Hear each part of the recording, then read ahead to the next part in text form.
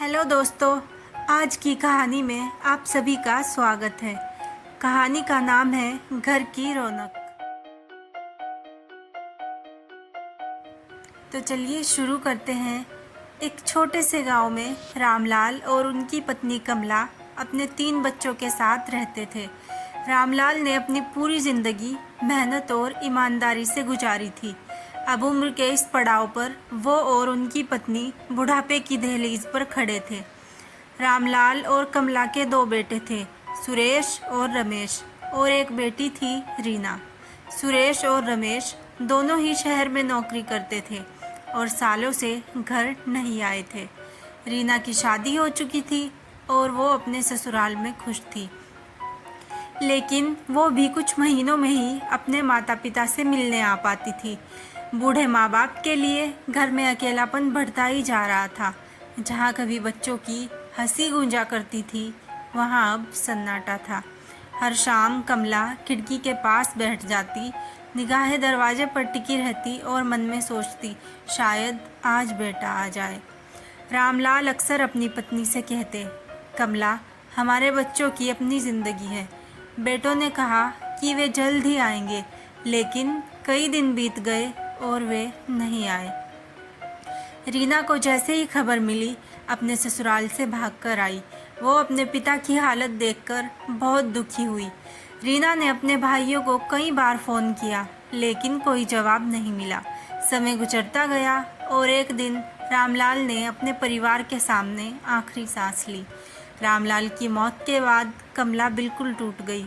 रीना ने अपनी माँ को संभाला और उन्हें अपने साथ शहर ले जाने की बात कही, लेकिन कमला ने मना कर दिया। वो उसी घर में रहना चाहती थी जहाँ उसने अपनी ज़िंदगी के सबसे खूबसूरत पल बिताए थे। अंतिम संस्कार के कुछ दिन बाद सुरेश और रमेश घर आए। घर की सूनी दीवारें और माँ के चेहरे पर उदासी देखकर उन्हें अपने किए पर पछतावा हुआ। उन्होंने अपनी माँ से माफ़ी मांगी, लेकिन कमला की आंखों में अब कोई शिकायत नहीं थी। वो सिर्फ अपने पति की यादों में खोई रहती थी। सुरेश और रमेश अब अपनी माँ को अपने साथ शहर ले जाना चाहते थे, लेकिन कमला ने उनके साथ जाने से मना कर दिया। उसने कहा, अब तुम दोनों अपनी अपनी ज़िंदगी जियो। मैं अपने घर में तुम्हारे पिता की यादों के साथ खुश हूँ। रीना ने भी अपने भाइयों से कहा, माँ को अब हमारे दिखावटी प्यार की नहीं, बल्कि सच्ची देखभाल की ज़रूरत है। अगर तुम सच में उनका भला चाहते हो तो उनका साथ दो। सुरेश और रमेश समझ चुके थे उनकी लापरवाही ने माँ और पिता दोनों को कितना दुख पहुँचाया था। उन्होंने माँ के पास रहने और उनकी देखभाल करने का फैसला किया।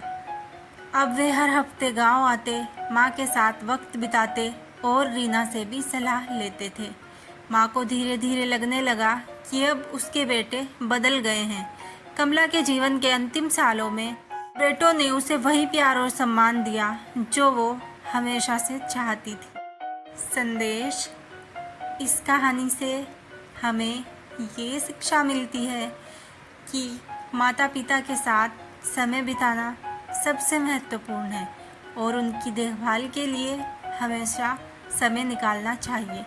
काश कि ये समझ पहले आ जाती, लेकिन देर से ही सही सुरेश और रमेश ने अपनी गलती सुधार ली। Thanks for watching. Please subscribe the channel for new videos.